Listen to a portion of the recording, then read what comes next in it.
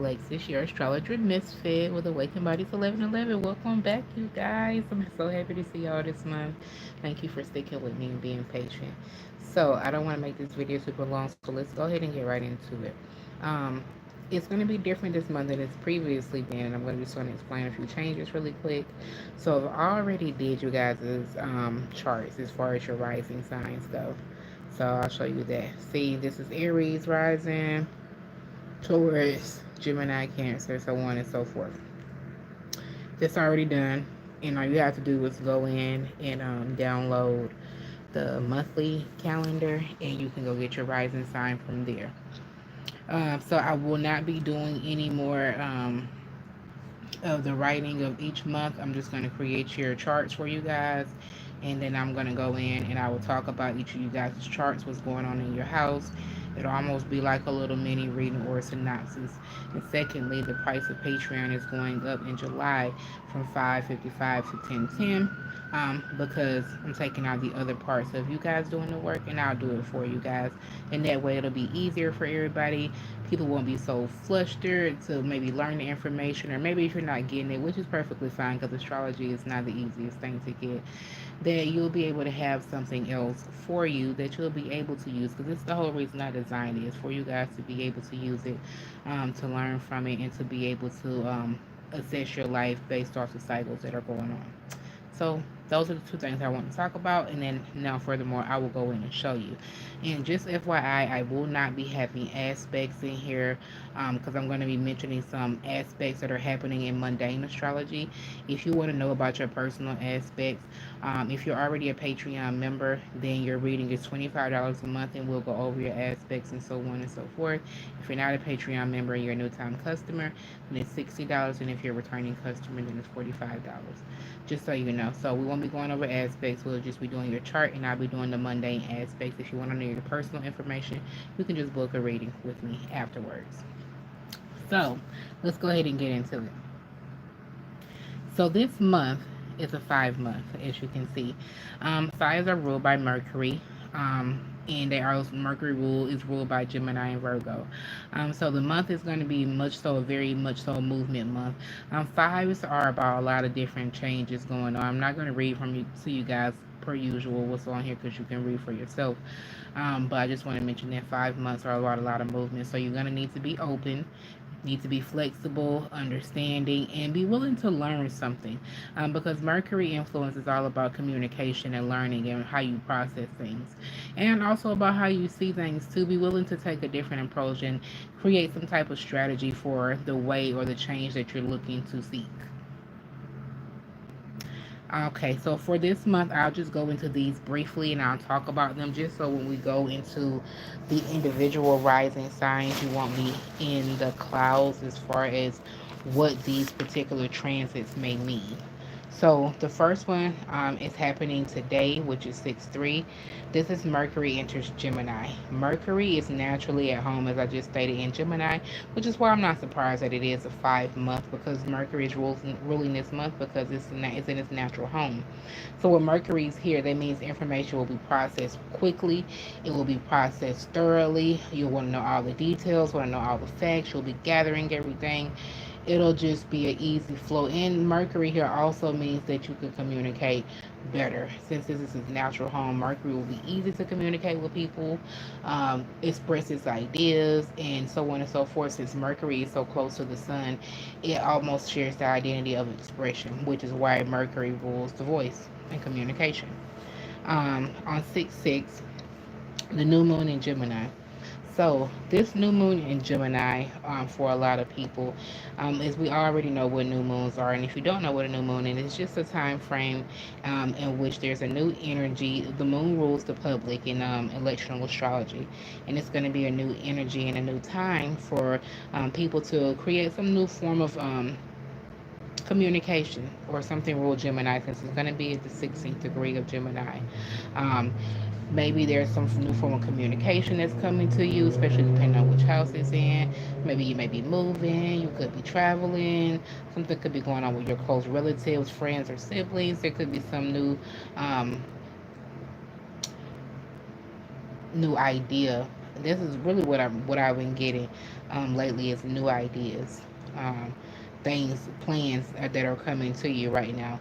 But be careful with those plans that are coming to you and make sure that they're solid, because Gemini has a tendency to be very superficial when it comes to things, and just knowing just a little bit about everything, but not the whole spectrum of the situation, which can leave out a lot of details and could make your plans go flop.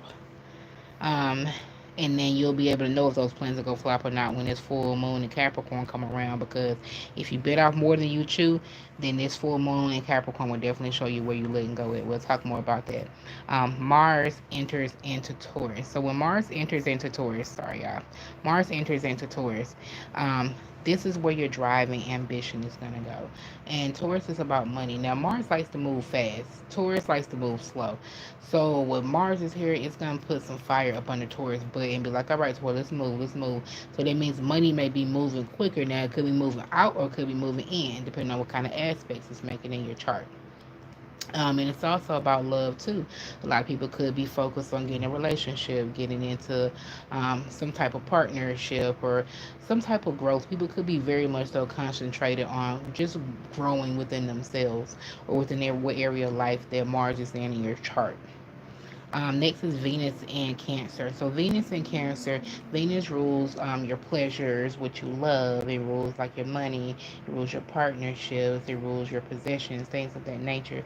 So when Venus goes into the Cancer, it'll be very much so possessions of home, family, your children, your mother, where you come from, who you are, things of that nature. It'll also make you more likely to want to maybe like buy new furniture for your home, or you may be more loving with your children or your family members, or more nurturing. Um, it also could be a little bit of more moodiness as well. Venus is a love symbol, so you may be moody with your partners, or you could be just real lovey dovey and nurturing. And South energy could also attract people who have mother issues. So be careful if you're dating right now. This could very much so attract people with mother issues, or somebody who just loves to be nurtured and treated like a baby almost sometimes. Next, we have Mercury enters Cancer. So when Mercury enters Cancer, Cancer is a starter sign, and it's very like authoritative. Like people think that just because Cancer is a water sign and it's supposed to be sensitive and a crybaby, that Cancer does not know how to handle business. Cancer rules the mother in the birth chart and it rules the moon. Cancer is very much so the boss, and Cancer rules the fourth house, which is the root of the chart, which, in my opinion, and some other people's opinions too, is what holds everything together, right? Because when all things else fall, where you run back to? You run back to home, or you run back to your mama, either one or the other. So, Cancer very much so is more than just sensitivity. And when Mercury goes there, it'll be talking like a boss. Like Mercury, when it goes into Cancer, it'll be talking very much so authoritative, very much so like, motherish, very much so like just almost like a ruler, almost like Capricorn energy, but in a different effect. It's not gonna feel like somebody's putting pressure on you, but like in the effect of, oh, they disappointed, but somebody wants to see you do better, so they'll be putting that type of pressure on you. The Sun enters Cancer. On the 17th as well. And it'll be the identity. The collective will also be going in as well. When the sun goes into Cancer, we'll see a lot more people, again, wanting to be nurtured, probably want to be at home more. They're going to be started, probably maybe looking for houses, looking to move into a new home. People are definitely going to be more moody, more protective, looking for more comfortability, family oriented. They'll probably want to try to improve their leadership skills or like their management skills. Like I said, Cancer is a natural boss, baby. It's a natural boss. Sensitivity will be heightened, strong intuition, empath energy. And this is also energy for like people holding grudges as well, because Cancers hold on to everything, including the past. So there could be some reminiscing going on. Next, you will have the summer solstice that's happening on the same day, because the summer solstice is the longest day of the year, and it happens on the first day of Cancer season. So when the summer solstice happens, this is going to highlight the second quadrant of the birth chart, which is the fourth house, the fifth house, and the sixth house. And this quadrant is really more about self-expression and our ability to give selflessly and connect with the world around us with an open heart. And I think that's really interesting because this month, Lilith also is going to go into Libra. And so we're not going to be focusing on ourselves too much. We're going to be focusing more on other people. And that's coming up too with this full moon in Capricorn we have next here. The full moon in Capricorn is at 1 degrees. And whenever there's a full moon, that means that there's an opposition between the sun and the moon. And the moon gets its light from the sun. And when the moon is at opposition from the sun, it's a direct reflection. So this moon, full moon in Capricorn energy, I think it's gonna play out in relationships and partnerships and marriage. Definitely the home life, because Capricorn is the father and Cancer is the mother. And I think this is definitely going to play out between the home life and the family life. Maybe some people coming into harmony together or learning about each other or some differences. Maybe somebody putting their selfish ways to the side or needing to learn to put their selfish ways to the side in order to make it better for the whole and not just themselves. Um, this could also, the moon is also in detriment here. So the moon does not go good in Capricorn because the moon naturally rules Cancer. So there could be some moodiness, there could be some upset stomach, some issues with skin, your teeth, your bones. Um, and also the biggest theme I think that I see here is a theme of freedom. People wanting to be free. Maybe somebody could be making new arrangements to be free from something that's been holding them down, because Capricorn does rule the devil in tarot. So somebody could be trying to free themselves with some type of bondage that they got going on. Next you have Lilith and Libra. This placement right here is, people don't talk about Lilith too much, but if you already know the story of Lilith from the Bible, Lilith was Adam's first wife. And she basically rebelled against Adam because she didn't want to feel like she wasn't she wasn't his do girl. Basically, that's how I feel. She wasn't his do girl. He said, I'm my own person. Spirit God didn't make me to be up underneath you and made me to be equal to you. That's why I didn't come from your rib. That's why they changed the story. But anyway, I'll talk about that at a later time, in my opinion on that. But when Lilith goes here, Lilith is like the dark moon, right? Because they said after she left Adam, she went on over to the devil's side and she was abducting children. She was very seductress, like almost like a siren or a succubus type energy. So, with it being in Libra, the sign of justice, harmony, balance, partnership, relationships, and marriage, there could be some issues going on with relationships, with justice, especially court cases, or court issues. Libra can be a very seductive sign because it is ruled by feminine Venus. So it could be seductive as far as women go, or men either too, because both people can be seductive. You can have a lot of gold diggers, manipulation, that could lead to some alimony issues, especially when it comes to relationships or marriages, child support, STIs, because there could definitely be some infidelity.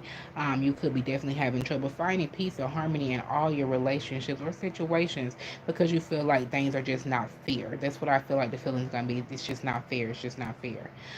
There also could be a reconciliation of differences because the South Node is going to end up making a conjunction with this Libra transit. And I feel like there's going to be some reconciliations, especially going on if you have any air placements like Gemini or Aquarius. There definitely could be some reconciliation going on with you and an old partner relationships, or better, or maybe some understanding could come into play.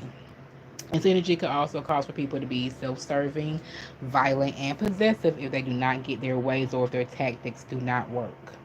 And last but not least, we have good old Daddy Saturn coming on here in retrograde in Pisces in 19 degrees on the 29th. And this is, so we all know Saturn to be a hard stickler, right? Boundaries, restrictions, um, lessons, responsibility, discipline, hard work, structure, all of those things that make you do more than you necessarily want to do, because we always just want things so easy, right? Saturn is going retrograde, which means that Saturn is going to release them ropes a little bit. You're not going to be on those boundaries and those restrictions, but it's doing that so that you can go back in and see what went wrong, right? Because in order for you to be able to go back, you have to release those bounds. You have to release that. And with it being in mental Pisces, these are like maybe mental health issues or issues with like your psyche, even like spiritual attacks. Pisces also rules oppressed people as well. So this is going to be, I think, in my opinion, because before, when Saturn was in Pisces, um, this is a time when the civil rights movement happened and segregation eventually ended. but this is a time of oppressed people, and Saturn rules karma as well. So this is a getting back of karma that's owed to you if you had previously put the work in and you learned the lesson that you were supposed to learn through Saturn. Karmic debts, relearning of lessons that you did not get the first time, resetting of boundaries that you did that you may have set the first time. This is all going back in and redoing, and Saturn is going to help you take a good look at this. This is also going to give you a little bit of a break too while you're able to do it. So we are officially done with this breakdown. So let's go on to the next part.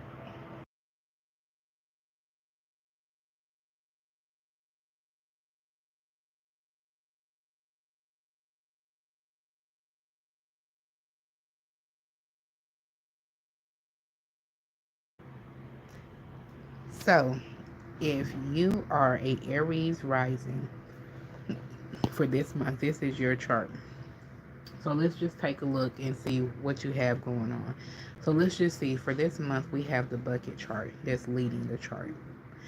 Bucket chart just means that's the chart type that you have for this month, which Libra in Lilith and Libra is going to be the center focus.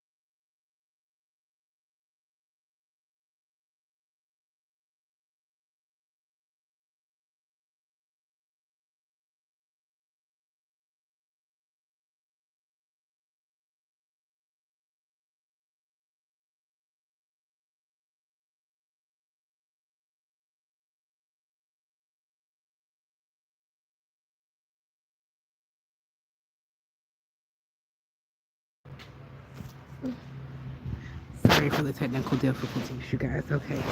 So this month, as you can see, there is a bucket chart with Lilith and Libra being the handle. So that means that for this month, I see that relationships are going to be a big issue, not just for you, Aries rising, but for everybody, because this will same configuration will happen in everybody's chart. And this is the mundane chart. So you have other placements outside of these that will also make aspects here. And if you want to know how those are aspected, then you just make sure that you book a reading so that you can see how these are going to affect you with the planets that you already have in these houses. So if Aries rules your first house, the North Node is already there, which means that you should already be working on a new self identity and learning how to be a leader for yourself. Then you have Mars and Taurus in your second house already, as well as Uranus and Taurus. Now, if you remember what we talked about with Mars,